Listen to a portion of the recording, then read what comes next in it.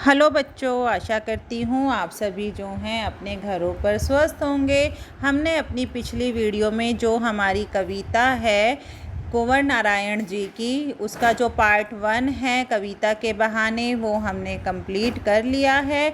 और हमारा जो सेकंड पार्ट है बात सीधी थी पर, उसका भी सार हम कर चुके हैं। आज हम उस कविता की व्याख्या शुरू कर रहे हैं। बात सीधी थी पर, तो अब देखिए, बात सीधी थी पर एक बार भाषा के चक्कर में ज़रा टेढ़ी फंस गई। उसे पाने की कोशिश में भाषा को उल्टा पुल्टा तोड़ा मरोड़ा घुमाया फिराया। तो यहाँ अभी हम पहले शब्दार्थ करेंगे।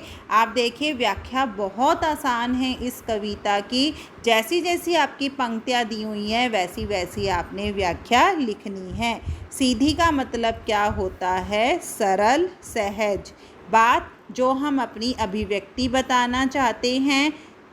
तो अब हम अपनी पहले प्रसंग में क्या लिखेंगे कि जो प्रस्तुत पंक्तियां हैं कुंवर नारायण जी द्वारा रचित बात सीधी थी पर कविता से ली गई है। इस कविता में कवि ने कथ्य और माध्यम के बीच जो द्वंद्व है, यानी कि जो हम कहना चाहते हैं और जिस माध्यम से कहना चाहते हैं, उस कहने और जो माध्यम है कहने का, उसके बीच जो है एक प्रकार का द्वंद्व प्रस्तुत किया है। कि और क्या कहा है कि हमें भाषा का जो है सरल और सहज प्रयोग करना चाहिए, ताकि जिसके सामने हम अपनी बातों को अभिव्यक्त कर रहे हैं, जिसे हम अपनी बातों को समझा रहे हैं, उसे वो बातें आसानी से समझ आ सके। तो अब कवि क्या कह रहे हैं? बात सीधी थी पर एक बार भाषा के चक्कर में ज़रा टेढ़ी फंस गई। उसे पाने की कोशिश में भाषा को उल्टा पलटा तोड़ा मरोड़ा घुमाया फिराया। तो व्याख्या आप कैसे लिखेंगे? कवि कहता है कि जब भी कवि अपनी सीधी सादी भावनाओं को व्यक्त करना चाहता है तो भाषा के चक्कर में फंसकर रह जाती है। कह रहा है ना, बात सीधी थी पर एक बार भाषा के चक्कर में ज़रा टेढ़ी फंस गई, कि कवि जो अपनी सीधी सादी उसकी भावनाएं हैं, उन्हें जब भी वो व्यक्त करना चाहता है भाषा के चक्कर में फंसकर रह जाती है। वह अपनी बात को जो है सहज रूप से नहीं कह पाता है, बल्कि उसकी जो बात है वो बिगड़ जाती है। ज़रा टेढ़ी फंसने का मतलब होता है बिगड़ जाना। उसे पाने की कोशिश में वह बात जो है, जो कवि व्यक्त करना चाहता है, जो दूसरों को समझाना चाहता है, वो सरल होने की बजाय जो है कठिन होता चला जाता है। उसे सरल बनाने के लिए जो है कवि ने भाषा में अनेक परिवर्तन किए, जिससे भाव और भाषा में तालमेल बन जाए, कि वो जो कहना चाह रहा है वो दूसरों को समझाने के लिए जो है अपनी बातों को तरह तरह से घुमाता फिराता है, शब्दों की अदला बदली करता है कि वह सही ढंग से अपनी बात को दूसरों के सामने प्रस्तुत कर सके, परंतु उसकी जो बात है वो भाषा से बाहर ही नहीं आ पाती है। वह भाषा के चक्कर में ही फंसकर रह जाती है। आगे कवि क्या कह रहा है कि बात या तो बने या फिर भाषा से बाहर आए, लेकिन इससे भाषा के साथ साथ बात और भी पेचीदा होती चली गई। पेचीदा होता है कठिन या मुश्किल होना। कवि जो है अपनी बात को भाषा के चक्कर से बाहर निकालने के लिए जो है उसमें अनेक प्रकार के परिवर्तन करता है, परंतु उसकी भाषा, उसके जो भाव हैं वो भाषा के चक्कर में ही फंसकर रह जाते हैं। भाषा के आडंबर पूर्ण जो प्रयोग वो कर रहा है, उससे उसकी बात जो है स्पष्ट न होकर और भी ज़्यादा उलझती चली जाती है। लोगों को समझाना और भी ज़्यादा कठिन हो जाता है। एक बात को वह जितना अधिक सहज बनाना चाहता था, भाषा के जाल में उलझकर जो है वो सहज होने की बजाय और भी ज़्यादा कठिन होती चली जाती है और भी ज़्यादा मुश्किल होती चली जाती है। काव्य सौंदर्य में क्या लिखेंगे कि सरल सहज और व्यवहारिक भाषा का प्रयोग है, अनुप्रास और पुनरुक्ति प्रकाश अलंकार है, मुहावरे का सहज प्रयोग किया गया है और मुक्त छंद की रचना है। अब हमारी दूसरी व्याख्या देखिए। सारी मुश्किल को धैर्य से समझे बिना मैं पेज को खोलने की बजाय उसे बेतरह कसता चला जा रहा था, क्योंकि इस करतब पर मुझे साफ सुनाई दे रही थी तमाशबीनों की शाबाशी और वाह-वाह। आखिरकार वही हुआ जिसका मुझे डर था। जोर ज़बरदस्ती से जो है बात की चूड़ी मर गई और वह भाषा के चक्कर में बेकार घूमने लगी। तो अब यहाँ कवि जो है, मैंने आपको जब सार समझाया था तब बताया भी था कि पेच का खुलना या चूड़ी का मरना क्या होता है। तो मुश्किल का अर्थ क्या होता है? कठिन, धैर्य, धीरता से। पेच एक ऐसी कील जिसके बाहरी भाग पर जो है चूड़ियाँ बनी हुई होती है, जिसे घुमाया जा सकता है बेतरह, अनुचित रूप से, गलत रूप से। करतब, कार्य, तमाशबीन, तमाशा देखने वाले, शाबाशी, तारीफ करना।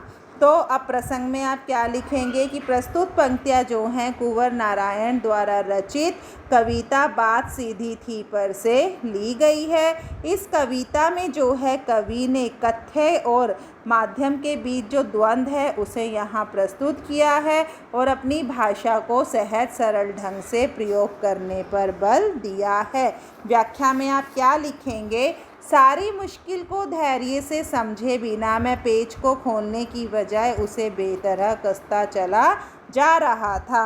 अब यहाँ कवि क्या कह रहा है कि जो सारी मुश्किल है, जो बात भाषा के चक्कर में समझ में नहीं आ रही थी, उसे मैं सहज और स्पष्ट करने की बजाय जो है तरह तरह के नियमों का बदलाव करता रहा, क्योंकि यह कार्य करने पर जो है मुझे तमाशा देखने वाले लोगों की शाबाशी और वाहवाही जो है साफ सुनाई दे रही थी। अर्थात कवि क्या कहना चाहते हैं कि मेरे इस भाषा के प्रयोग पर जो है मुझे कथ्य एवं भाव को समझे बिना ही जो ये मूर्ख लोग हैं वो जो है मुझे जो है शाबाशी दे रहे थे, मेरी प्रशंसा कर रहे थे। अर्थात कवि कहता है कि जो लोग मुझे सुनने आए थे, जो मैं कहना चाह रहा था, जो मैं अपने भावों को व्यक्त करना चाह रहा था, वो समझे बिना ही जो है लोग मेरी तारीफ़ करे जा रहे थे, वाहवाही करे जा रहे थे। मुझे समझ नहीं आ रहा था कि जो मैं कहना चाहता हूँ वो मैं कह नहीं पाया हूँ और लोगों को जो है अभी तक समझ नहीं आया था। जो मैं कहना चाह रहा था वो सुनने वालों को समझ नहीं आ रहा था, फिर भी वो लोग जो हैं मेरी तारीफ़ कर रहे थे, मेरी वाहवाही कर रहे थे। और जिस तरह से मैं भाषा के चक्रों में उलझ गया था, उनकी मुझे प्रशंसा सुनाई दे रही थी।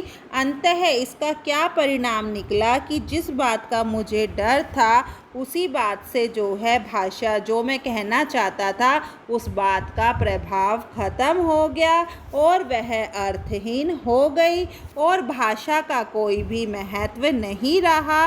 भाषा के लिए जो है जो मैं कहना चाह रहा था वो व्यर्थ हो गया। जो मेरे शब्द थे वो मात्र एक शब्द जाल बनकर रह गए।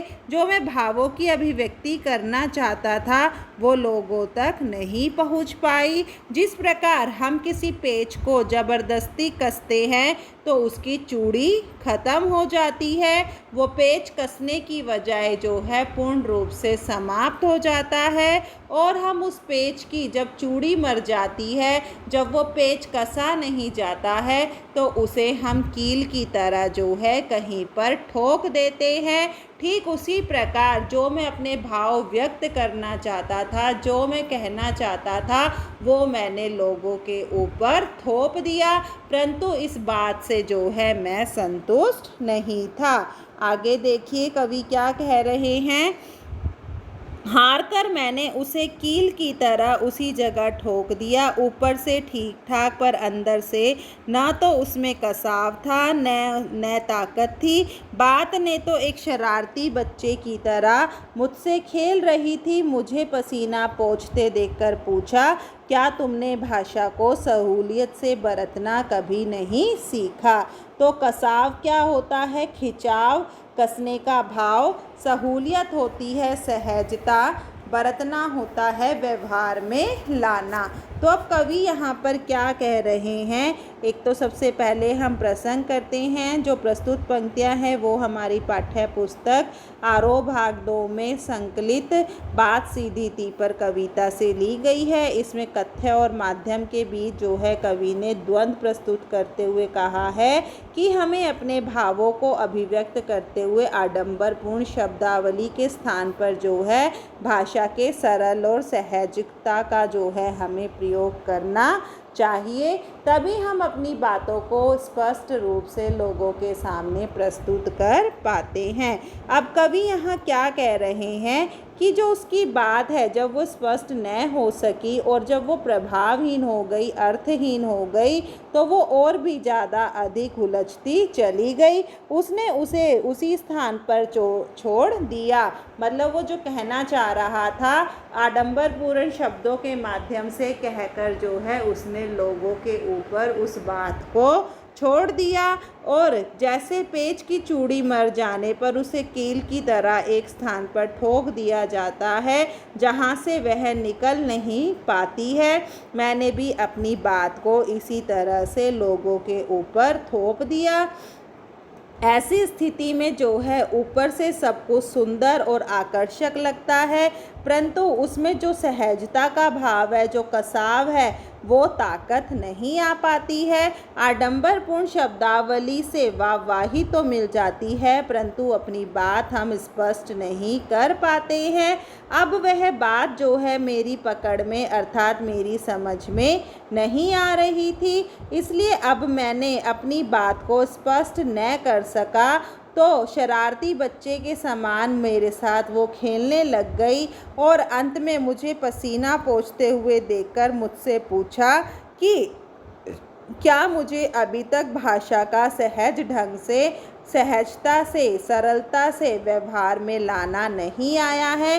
क्या मैं अभी भी भाषा को सरल रूप में जो है प्रयोग नहीं करना सीख पाया हूँ? और वह जानता था कि मैं शब्द जाल में जो है फंसकर क्यों अपनी बातों को उलझाता चला गया, जबकि सहज सरल भाषा में जो है अपनी बात को कहकर मैं सबके सामने प्रस्तुत कर सकता था, परंतु दिखावे के चक्कर में, आडंबरपूर्ण शब्दों के चक्कर जो है में मैं फंस गया और मेरी बात का जो है अर्थ और भाव दोनों ही समाप्त होते चले गए। काव्य सौंदर्य में क्या लिखेंगे?